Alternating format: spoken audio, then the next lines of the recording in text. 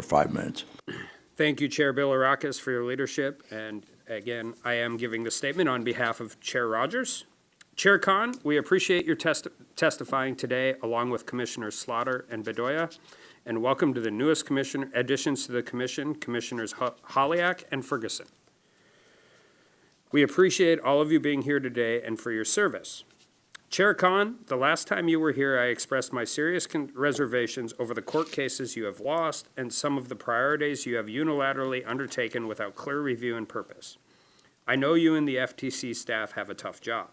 With what we have seen from big tech during my time on this committee, I certainly have my own concerns over how they abuse their power and how best to hold them accountable in order to protect Americans.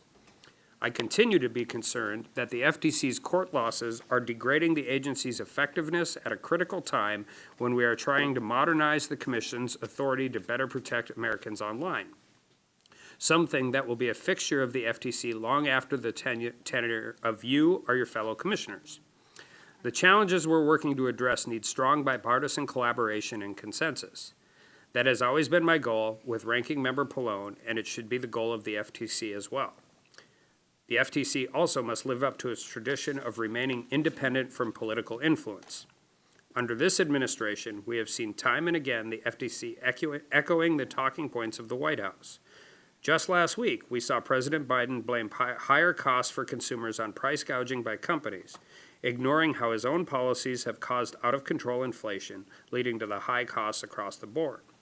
Meanwhile, this subcommittee has been leading on several bipartisan solutions to address the root causes of increased costs by strengthening American supply chains and easing the barriers facing American businesses.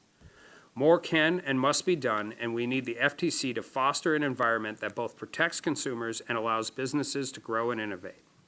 Eliminating guardrails designed to prevent government overreach, like your removal of a long-standing phrase in the FTC mission statement, without unduly burdening legitimate business activity, are violating due process laws and the intimidation of business. Go against the FTC's core mission as directed by Congress.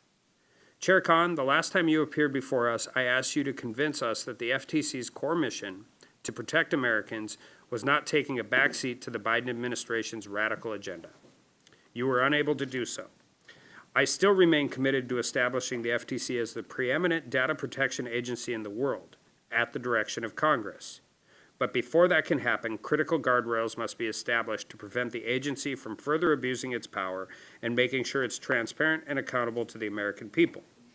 The FTC plays a critical role in protecting Americans, here at home and threats from abroad.